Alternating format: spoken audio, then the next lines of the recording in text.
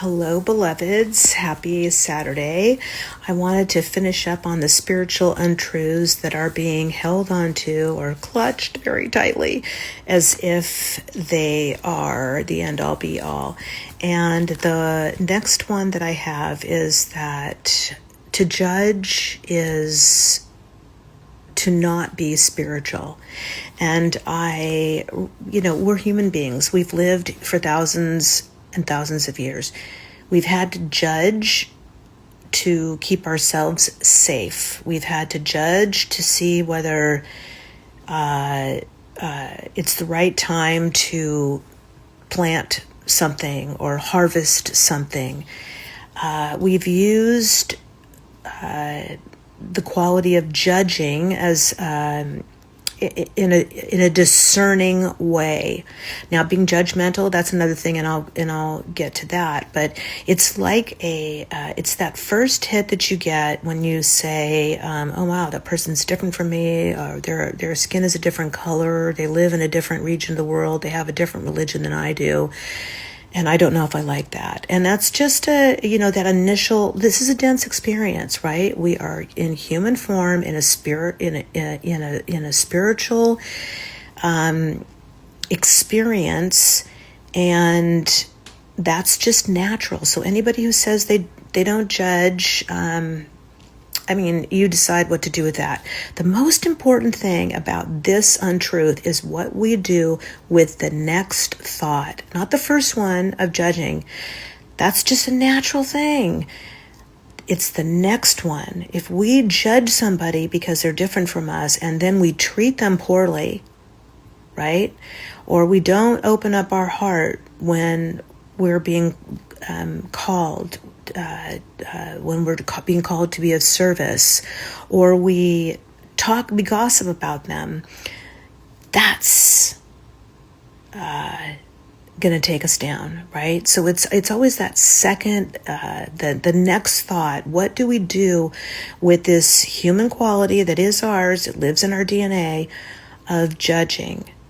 So that is part of our human makeup.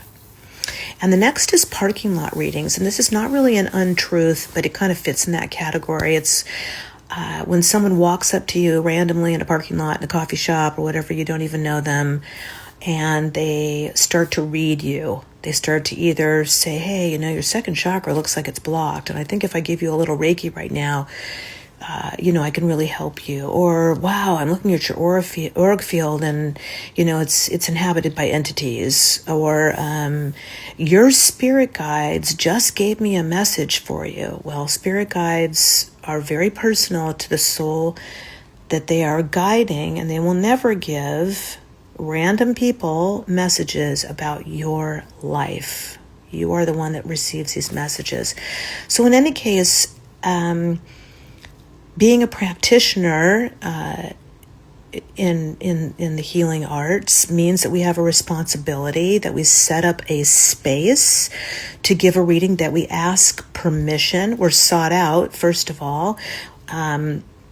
We don't really walk around asking everybody if they want to have a reading or therapy or whatever. We are approached.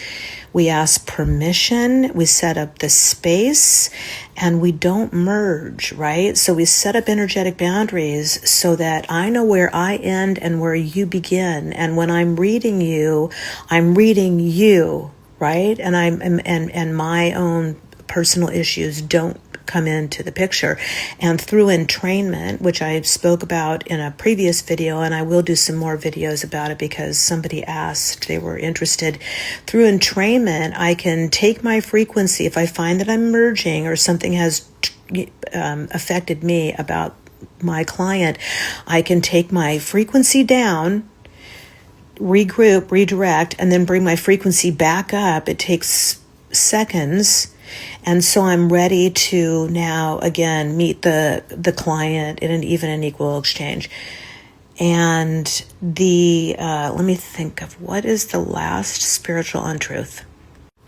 Oh, well, it's not really an untruth, but what it is this this social media frenzy of following people with hundreds of thousands of followers, and there are some great thought leaders who are so popular, and I know that we all know who they are, but there's also a lot of people who are on social media and have a lot of followers who may not be real, and they don't list their first and last name on their profile, and they have no photos of themselves, or like a reel where they maybe, well, not maybe, but where they speak from the heart, or to connect with other people so that we know who this person is who I'm following, right? I've gotten into the habit of looking and making certain that I'm following people with integrity, and that the same thing is true about the people that follow me. And I'm especially wary, so it's kind of an untruth, of someone who puts a link in their bio to help them with their practice. And I'm not talking about the buy a coffee. I think there's a lot of people who put, hey, buy me a coffee. But I'm saying someone who's like actually asking for donations to support their practice. Yeah, I think that just mixing then, it's not an even exchange of energy, right? If you're wanting a reading, pay for a reading, and if you're giving a reading, accept the money for the reading. That's it on that. So I don't really think I have too much more. Oh yeah, take it to the streets, right? Social media. The end of the year of the snake. Now we're running free. Let's get out. Let's meet people in person. I'm in Santa Monica. If you follow me and I follow you and we talk, I've done this with a few people, then let's meet for coffee. We can connect. Then we can network, right? And like in person, in real time. So I think that the only connecting through the digital world, it's really helpful when someone is so far away. But if I'm liking your stuff and you're liking mine and we live so close, then why not connect in real time? Anyway, peace and blessings. Have a beautiful weekend. Bye-bye.